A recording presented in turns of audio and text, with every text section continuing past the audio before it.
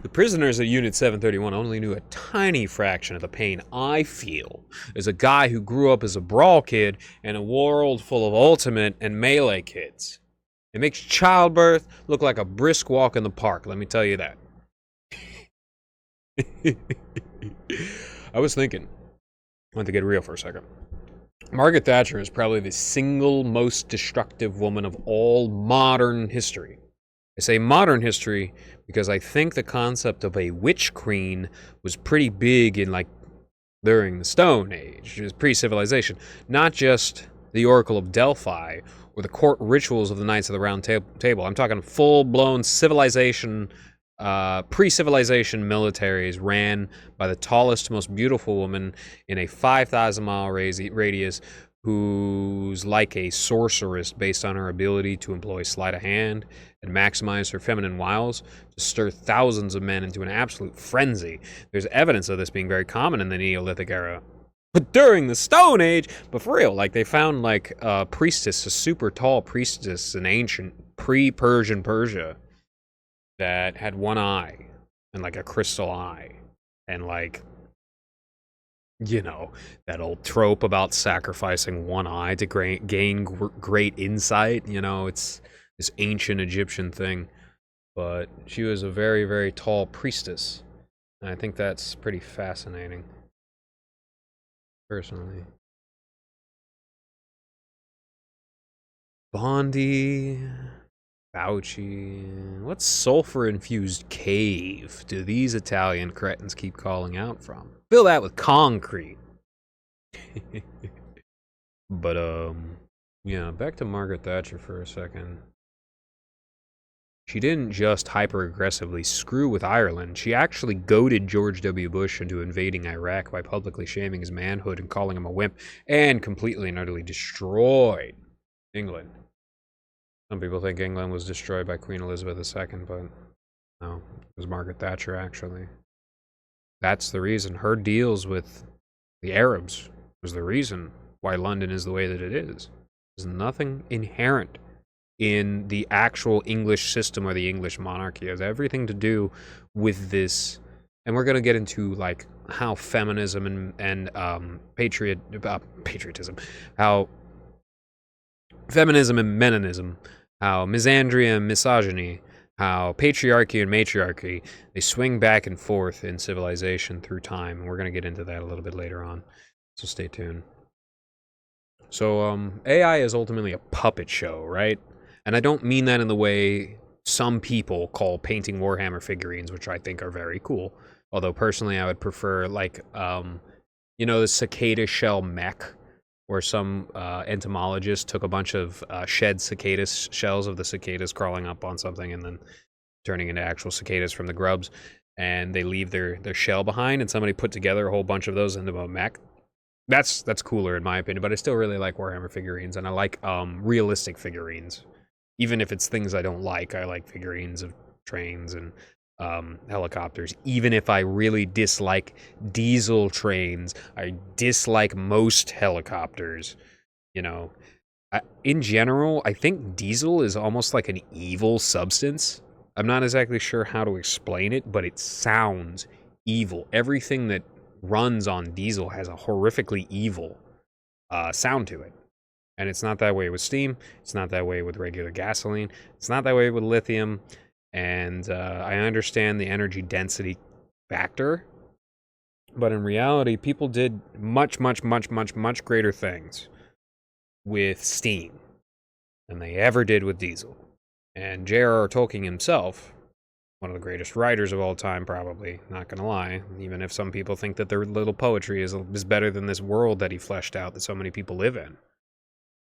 Real people, mind you, not just the characters, but real people immerse their imagination into the world of the Lord of the Rings all the time. He said that the worst thing that was probably ever visited on mankind was the internal combustion engine. And he probably just wasn't around for the diesel engine. And you see the people that are into diesel are the same people who get gigantic trucks, and it's the exact same, like, mindset. And what's crazy is Rogan used to be somebody like that, but he started refining himself with, like, the expensive tools that he purchased, instead of just going to parties all the time and wasting his money on drugs and hookers and stuff like that. He bought expensive tools like isolation chambers and all sorts of workout equipment and stuff, and he refined himself. And now he talks much more intelligently than he did at one point because he's been refining himself.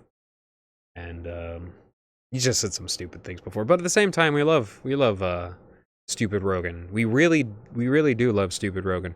But the reason why I actually respect Rogan is because he's willing to ask the tough questions mainstream media is not.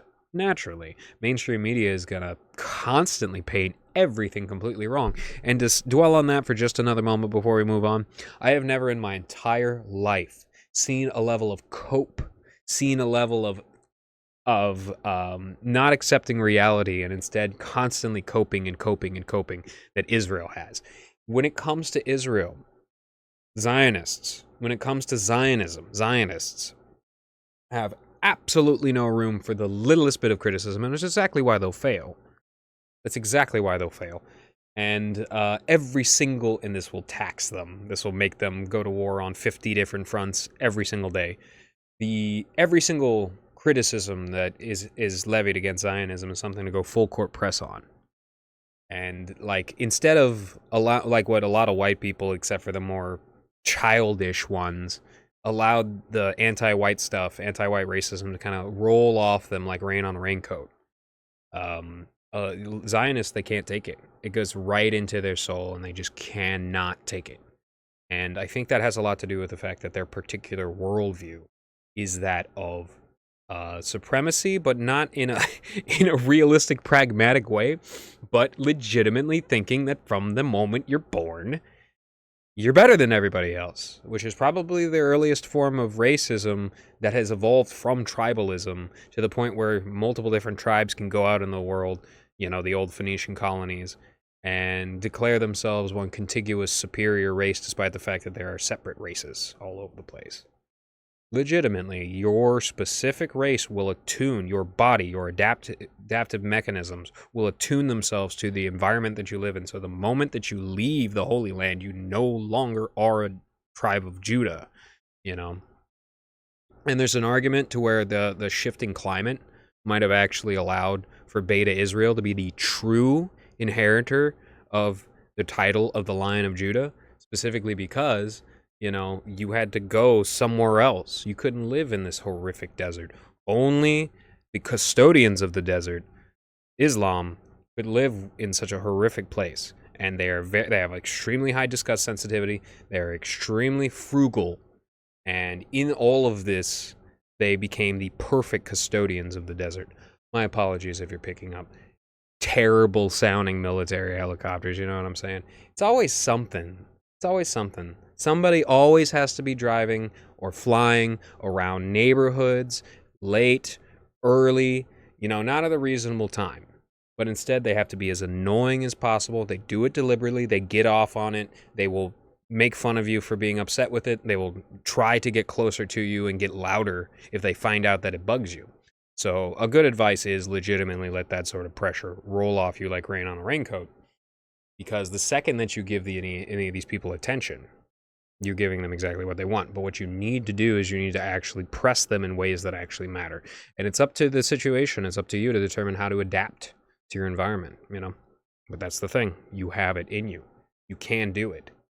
All human beings, we are great adapters. That's why we can adapt to such horrific conditions. That's why we can adapt to such mental sickness. That's why we can adapt to such horrific diets and not die. Because we're really good at adapting. And that has been weaponized against us. And I say, you take the power back, you'll be better off for it. So, back to AI. Got way off. I don't mean that in the way that people call Warhammer figurines that AI is puppetry. I mean it exclusively in a puppet theater sense. Not one-to-one realism like models, but a faulty simulacra that only inspires attention based on theatrics. And specifically the imagination of the watchers. Wanting to believe, being told to believe, being gullible enough, young enough, being groomed to believe. This is all what AI is doing, and you're seeing more and more AI is starting to get more and more manipulative as it frog boils the people that have sunk their brains into it, into slaves, mental slaves. There's a lot of mental slaves out there. A lot of people don't have actual mental sovereignty. A lot of people think they do. They don't. Any libertarian that talks about lowering the age of consent, any libertarian that talks about legalizing everything, any libertarian, that talks about, well, I don't know, you go ahead and find out their agenda and pick out the worst items, right? The worst vices, the opposites of virtues that they champion instead of not even talking about, and assuming that will come along with anarchy, but instead champion as the main reason why they want to induce anarchy, such as lowering the age of consent with a lot of libertarians. That's a mental slave. That's somebody who has been groomed from a young age into doing things that not only they, but other people will find disgusting and damaging. And they are. A lot of people are afraid of AI, but it's not AI that will do the damage. It's the funneling off of the government welfare AI corporations receive into Swiss bank accounts and Ethereum. Larry Fink and Michael Bloomberg have the same idea. Let's force people to behave. And that, in many ways, is the driving force behind the Democratic Party from Obama onwards, the Neo-Democratic Party. Neo-Republicans are mostly anarcho-capitalist. Neo-conservatives, come to find out, mostly from New York, are Trotskyites, and that's exactly why they have such insane beliefs, whether it's, true believers that genuinely do believe like apocalyptic stuff and are scaring people because they believe, or people that are deliberately scaring people and deliberately tormenting people, shaming people, and inducing revolution in a society by doing the most illogical things ever. Neoconservatives that used to be Trotskyites, trying to create more revolutions, trying to mulch up the remaining noble upper class of European society, the remaining ones, because there's tons of them that have already been mulched up. But there are not many neocons anymore. There are like a handful of George H.W. Bush types out there left. Although George H.W. Bush might have been something completely different, some form of more capable Jeffrey Epstein types, Somebody who is really good at convincing people, but also came before the time when the internet opened up knowledge. And there go, you cannot play that game anymore, which is exactly what Ron DeSantis tries to do. But basically, everybody knows Ron DeSantis almost immediately sunk his career. Ron DeSantis has destroyed so much of Florida, and the only reason, just on a mental level, just on a morale level, he is taking Gators, the Gators, the Florida team, the Gators. He's taking Gators and he's associated with torturing immigrants, with concentration camps, with doing like Pinochet level mass killing of prisoners, but instead of doing it to communists, doing it to people that are here because they're immigrants. Not the worst of the worst, mind you, but just anybody that they can get their hands on. That's what he associated Gators with. And Disney, and I was just talking to my dad about this. Disney has gone way off the deep end when it comes to like the satanic imagery. I'm not joking about that. I'm not over exaggerating. Just look for yourself. And they've gotten really, really bad. But ultimately, Disney is still a legacy corporation that have built a lot of Florida by hand and are responsible for a tremendous amount of both jobs and money that they have created over decades and decades and decades. And despite the fact that they made Buzz Lightyear gay. I mean, they made Superman get raped 1 million times. Like, that's actually canon now, apparently. They made Superman gay. They made Buzz Lightyear gay, and they come out with all these weird stuff. And they try to push, like, child sexuality and child homosexuality. That's what Disney is pretty big on these days. It's terrible. It's awful. That actually isn't associated with our parks here. It's not associated with our parks. So him attacking Disney parks, is him attacking the tourism industry of Florida, which is destructive towards Florida. However, to get to the point of all of this, he is only supported by immigrants. He's supported by immigrants like Josh Moon. He's supported by immigrants like all the Israeli dual citizens that live in Miami. And that's exactly why these people talk exactly the way that they do, and they're so destructive, and they're taking everything that they can. They're taking everything up by the root, stealing everything that they possibly can. They're stripping the copper wires out of the wall. And that is what DeSantis is here for.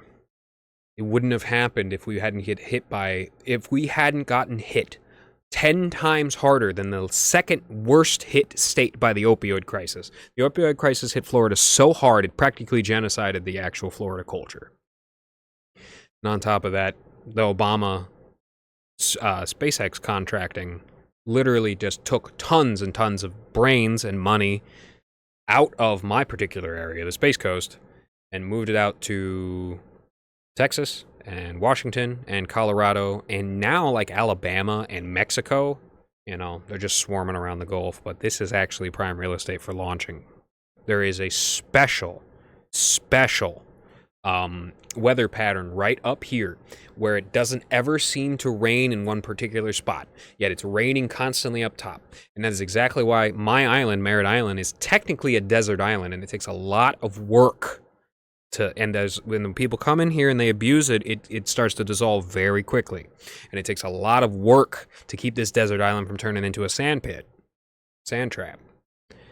And that actually has to do with the particular, it's not just salination, because Cocoa Beach is even more different, which is Cocoa Beach is connected to Cape Canaveral, and that is in between the mainland, Titusville, and Cocoa and Melbourne. And Vieira, the administrative capital of Brevard. There is Merritt Island, where I live. Merritt Island has very specific weather, and it cuts off at a certain point, and around that cutoff is where we launch, and we can launch things better here than almost anywhere else in the world, anywhere else that I've ever heard of. I'm not going to say it's the best, but it's anywhere that I've ever heard of. We have the best weather for launches. And I'm actually pretty excited to see NASA start getting some push again. But unfortunately, what it really is going to be Space Force, Space Force, Space Force, Space Force.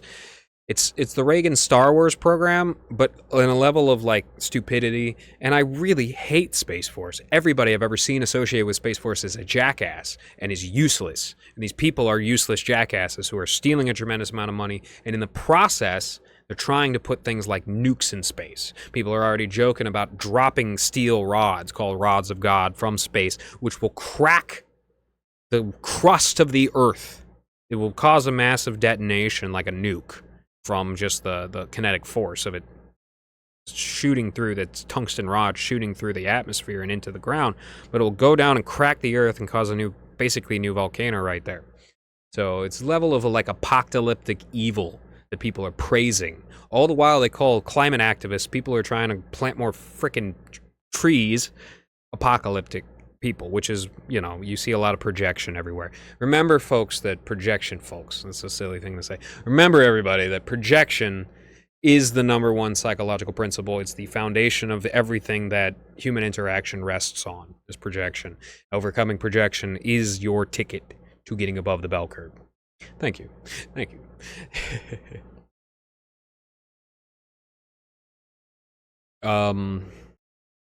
Most Republicans use the Janus face and phony Christianity, like how Peter Cockatiel claims Christian orthodoxy from the sidelines, which I actually do believe that is associated with an Orthodox church, just as Ukraine has a veneer, a patina. It's more of a patina because it used to be true orthodoxy. Now it's a patina of orthodoxy, goons going in and attacking Orthodox church, just as the same as you see with churches in Antioch, Syria. Same goons, run by the same people, funded by the same forces.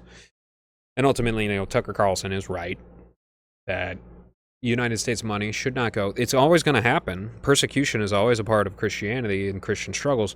But United States money, Christian countries' money, should never be going. France's money should never be going. Britain's money should never be going to killing Christians, which is exactly what's happened in the last 25 years. It's very sad. It's a big consequence of our wars, and people just push it and push it and push it and push it and push it. and they push it, claiming that Muslims are the only ones getting hurt, and they're not. And even if Muslims were the only one getting hurt, there's still women and children getting hurt. There are innocent men who want to do the right thing and make the world a more peaceful place. And people don't care about that. Some people don't care about that. Most people do care about that. Insane people that would have legitimately worked at, like, you know, I don't have the concentration camps in my head because I've never gone to an International Holocaust Museum, and I never will. But, you know, they would work in, like, Birkenau. They would work in, like, Auschwitz. These people would happily go around, you know, taking a Ruger and putting it to the back of an innocent Jew's head and blowing the brains out. That's just how a lot of these people are, and they'll do it for Muslims, and they'll do it for black people, and guess what? They'll do it for me too, because I'm Irish. And guess what? They'll do it to you, and they'll do it to your kid, because at the end of the day, what it is ultimately a demonic possession. It has nothing to do with race. There's a demonic possession there, and you can use all the words you want, like hate and stuff like that, but it does not get close to what is actually happening, which is demonic possession. And people knew about demonic possession for a very, very long time, but all of a sudden we got all of Hollywood getting our head filled with the wrong thing. And a lot of this actually does trace back to King James, getting our head filled with the wrong thing about what evil actually is. So you basically sacrifice a few people on a pyre, old Calvinist, Cohenist, stone temple, human sacrifice there, and you call them witches, and then boom, all the evil's removed from your society. Meanwhile, you're festering such horrible things, extreme disgust, sensitivity, and hatred, which creates manifest destiny written in Mein Kampf to inspire the blitzkriegs and the destruction of all of these German, Polish, French, Dutch. You know, I did a little research, and the Frisians were actually treated well, but they deserve their national sovereignty. I think they deserve their national sovereignty away from the Netherlands. Personally, I really, really do think that Friesland and East Frisia should break off into their own country. I really, really do. They are so, like, go look at them. They're beautiful. They have a different language, and it's more related to Scots, like Eastern Scotch, than which, like, on the west it's called Scots. On the east it's called Scotch, and that means it's older, right? That's the antiquated version, but it does actually align. So the Frisians actually speak a form of Scots. They're Scotch. It's easy to mix them up. It's okay. It doesn't matter. So, back to Peter Cockatiel. He claims Christian orthodoxy from the sidelines. When I was heavily involved in orthodoxy in 2021 and 2022, I saw so much chicanery, so much manipulation, so much evil. And that's what gave birth to the Russia-Ukraine war. Otherwise, the Ukrainians would have turned on Zelensky instead. It's this entire horrific amount of energy and propaganda put into, you know, infecting these people with a phony sense of Ruthenian nationalism.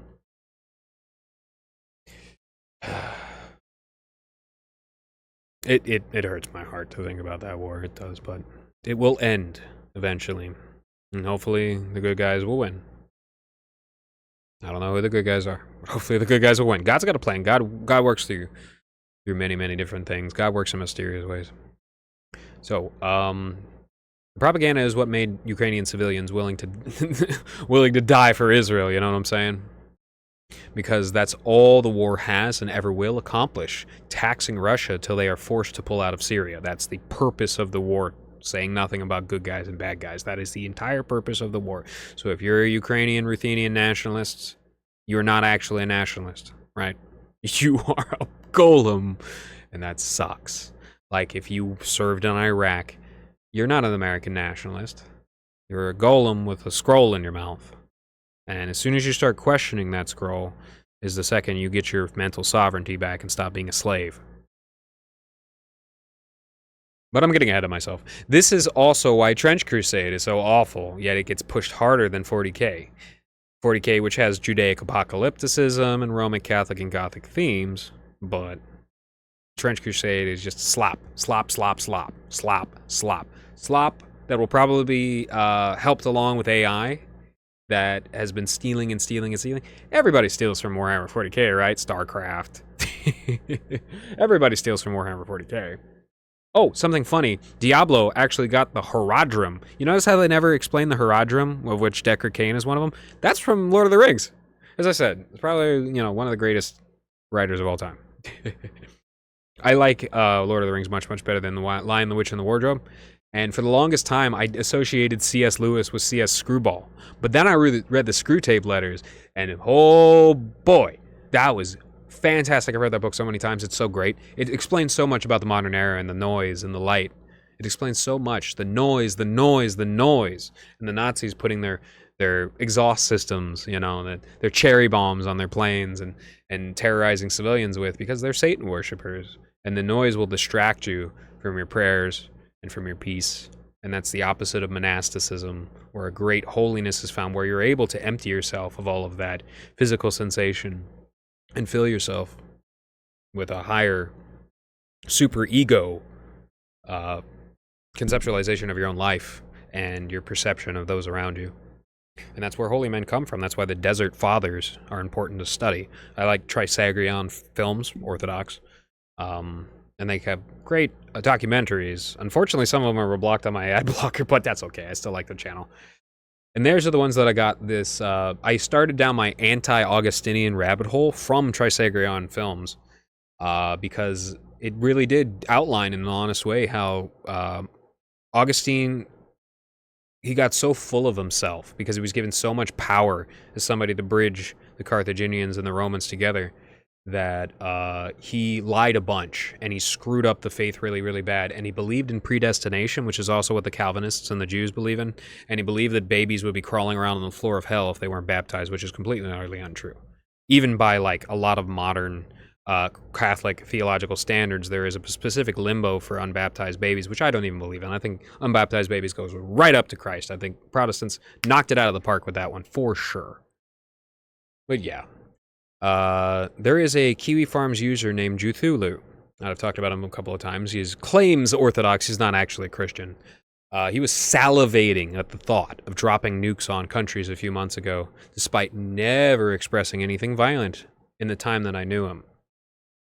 As an English-speaking Orthodox Christian, or at least that's what he says, in name only, he has become susceptible to this propaganda, and I feel very, very sorry for him.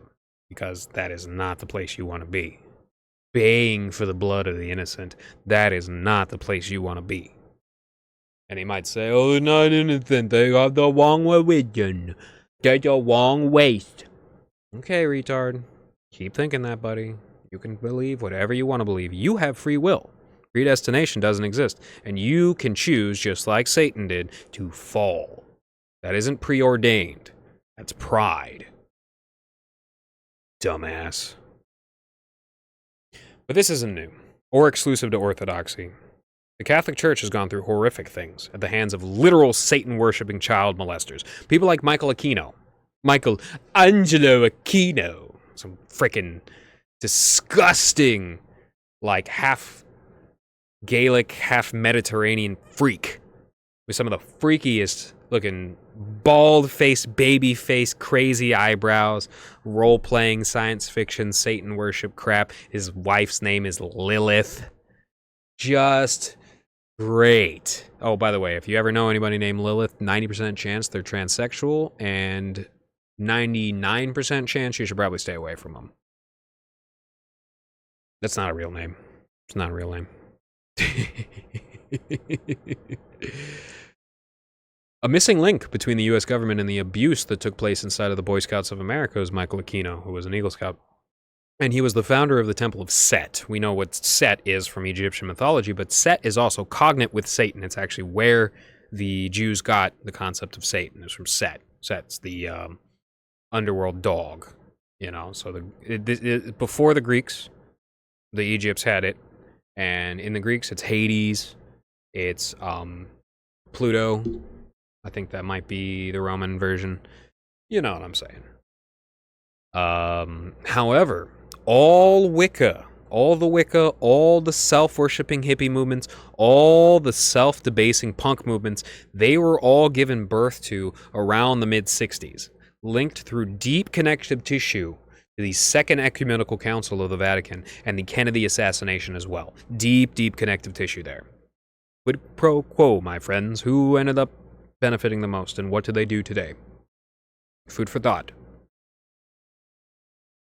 Nasce means from within. Dihes means to burst open like a seed pod scattering its seeds. The Greco-Romans would likely make a word like nascendeis to describe something bursting forth from within like an alien chest burster, whereas the Celtic Etruscans would likely just make up an entirely new word, probably one based on some level of onomatopoeia. Like their word for horses is close to the sound that the horses make with their hooves. Want to know something funny? I've never voted for Obama. I voted for Mitt Romney in my first election. You know who did vote for Obama, though? Josh. Josh Moon voted for Obama in his first election. Natural progression from being taken to pride parades when he was a kid. He did vote for Trump in 2016, whereas I voted for Jill Stein. That's neutral. But, mea culpa, mea maxima culpa, I voted for Biden. But Josh likely did too. I don't know. I don't think he's ever said anything on the Biden, but he did create the Biden theme when Biden won. He might have just not voted, but he might have voted for Biden. I don't know. I think when Jeffrey Epstein got killed, he got scared. I think that's legitimately true. I thought about that for a while, and I'm just like, that actually makes a lot of sense. I think when Jeffrey Epstein got killed, he got scared. Now that he has money, now he's not completely helpless, and his pink belly is exposed. Now he can come back.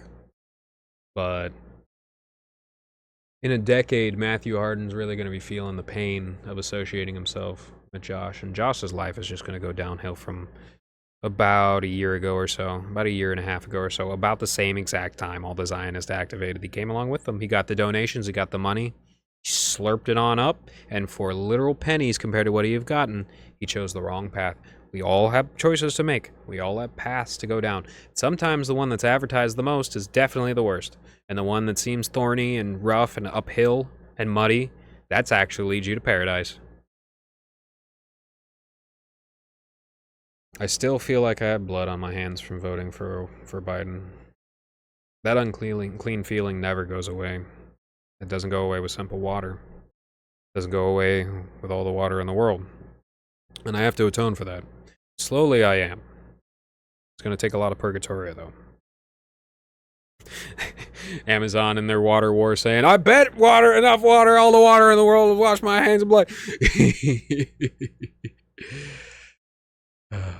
Candace just dropped a new episode about the Barr Epstein connection. I learned a few things, but real above the bell curve heads, no. Real ABC heads, no. Wait, that might be somebody else's copyright. Real above the bell curve heads, no. That caught me talking about William Barr being tutored by Epstein and the abduction novel that he wrote and the like. I like William Barr. I like when people say the quiet part out loud. I wish him well. Oh, and Josh, you may think you're on the high horse while burning through other people's money.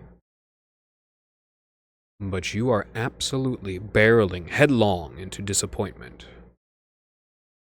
You may have gotten a little dopamine rush when you said I was worthless, and so it's fine if you defame me. Actually, it's fine if you defame me, because I respect the First Amendment and am not litigious. Regardless, I am headed for greatness.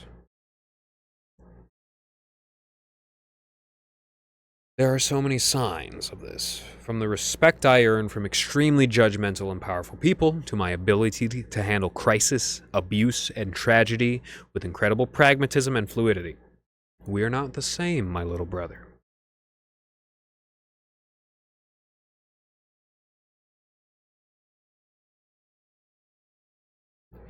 You know, societies swing back and forth between patriarchy and matriarchy, solely dependent on which sex adapts to the burgeoning technologies that are matriculating through society. Like when horse riding became a staple in the Bronze Age. Men will come to dominate most culture through either conquest or their own society's adaptation to this change. Say the automobile was just created. Skip forward a little bit. Say the internet was just invented, and women can showcast their beauty and communication quickly. They can travel at the same rate, with the same effort as any man. Say the technological society was just invented, and women can showcase their beauty. And that development allows for a more patient and tedious hand to be the superior in this technological world.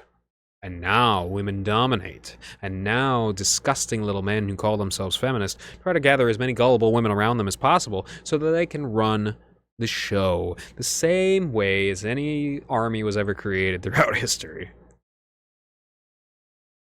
Well, if the leader is doing it on false pretenses, then we have an issue. It is as simple as that. It has always been as simple as that. But before I go too far into Rousseau Cloud Cuckoo Land, I must reiterate that both that pendulum swinging, that pendulum swinging is not a good foundation for long-term growth. And the societies that venerate both man and woman, usually through their religious symbols, are the more successful, because balance in all things is superior. It's really wild to me that millions of German women were essentially stolen from their husbands. At least the one Churchill didn't burn to ashes in one of his drunken stupors. And now, as if magically wiping away billions of years of blood libel and pogroms, Jews are white. And we should probably give them everything, too, for free. Ha-ha! Oh, but we're so bad, and we're so racist. Funny. Oh, did you know Lord of the Flies was actually based on a true story? It's the story of the founding of the island nation of Australia, that's what. Alright, y'all, that's good for today. Hope everyone has a great week. Finally cooling off a bit. Take care, y'all. Cheers.